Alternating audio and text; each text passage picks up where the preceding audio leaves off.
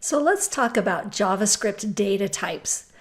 So here's three of them. There's the number, a string, notice a string is in quotes, and then an object. And objects have multiple properties. So those are three basic data types. Some concepts about data types in JavaScript. Here's an interesting one. This is a number plus a string. How do you add things together that are of entirely different types?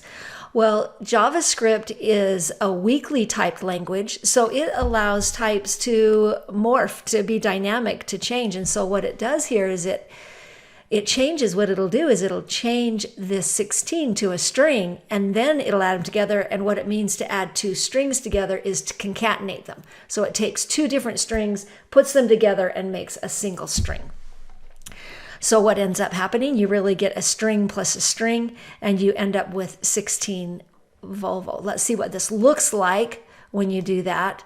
And it shows a 16 concatenated with a Volvo. So it just changes that to a string and then puts them together.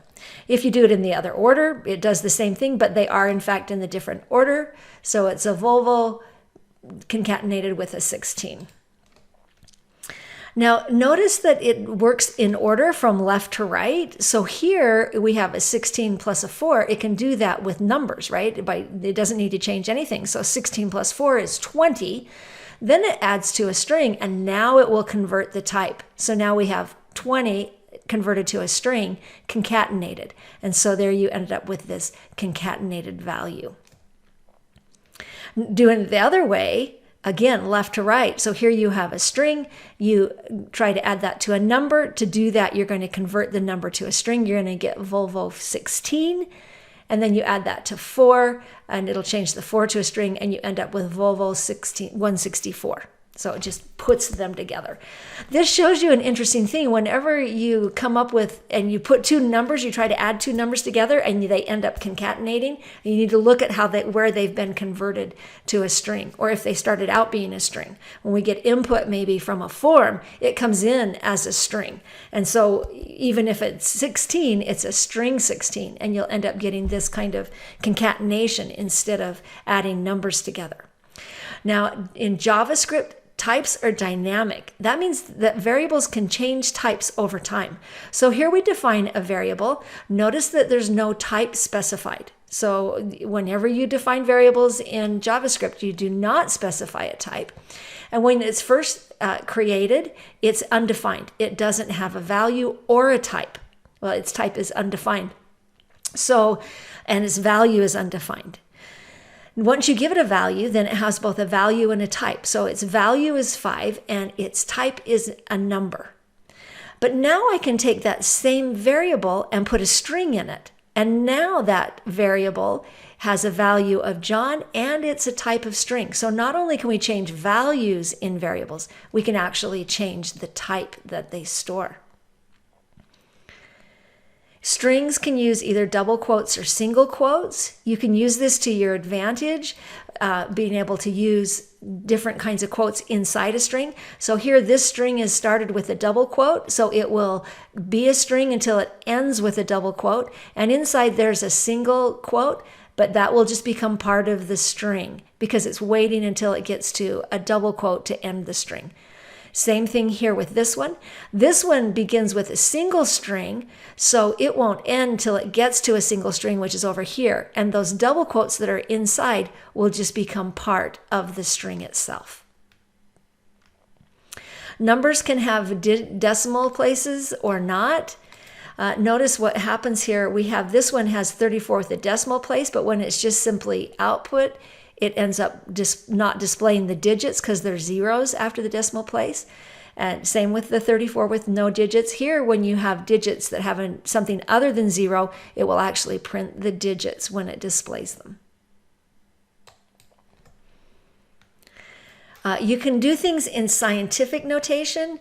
And what scientific notation does is it uses exponential. What it does here is it takes those digits 1, 2, 3, and then it says times 10 to the power of 5. So there's the digits 1, 2, 3, and they've been multiplied by 10 to the power of 5. This one is 10 to the power of negative 5, which is the same as 1 over 10 to the 5. So the digits are 123, and then the end result is 0.00123. So that's scientific notation or exponential notation. JavaScripts have Booleans. Those are true and false, pretty standard expectation for what we expect from true and false for Boolean values. You can also have arrays in JavaScript, and this particular array has 3 strings in it. But something interesting about JavaScript is the arrays don't all have to contain the same value. So we can change this array so that it contains a number. So now we have a string, a number, and a string. Now let's verify that that's really what we've got. So I'm going to copy this 3 times, and I'm going to print out 1 and 2. So all 3 values of the array. Now watch what happens when I just do that. It prints out sob in this paragraph, then 1 in this paragraph, then B and W. Each time it's replacing the values. So what we end up seeing is just the last one. So I really need 3 places to write them out if I want to see all 3. So I'm just going to create a demo 2 and a demo 3 paragraph and change it down here so it gets the demo 2 and the demo 3 paragraph. Now we can run it and you get all 3 values. Now, we can't tell from looking at this whether that 1 is actually a number or if it's been converted to a string to fit into this array. So let's test that.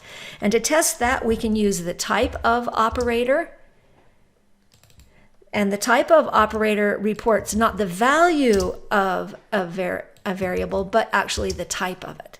And so we run that, and we're really getting a string, a number, and a string. So here we have an array that contains different types, and that's allowed in JavaScript. And the other type is objects, and objects are more complex, and so they have pairs, right? They have a property that has a value, a property that has a value, and those properties can be different types, and just like variables, they can actually change types within a single property as well. There's the type of operator, and we've seen what that does, right? That it returns back what those values are. So if you need to know, you can use type of. Undefined is a special value. That means the type is undefined and the value is undefined. You can have empty ones. Notice that you can have an empty string, which is double quotes, but this is not undefined. This actually has a value of empty string, and it is a type of string. Null is to identify empty, but actually in JavaScript, when you do the type of, it is an object. So here, W3 School says this is a bug in the actual language. But so interesting to know that null and undefined are 2 distinctly different things. And here's some details that talk more about that. Primitive data types, string, number, Boolean, and undefined. And the more complex data are functions and objects. So you can have value data that is an object, and even functions are a form of data.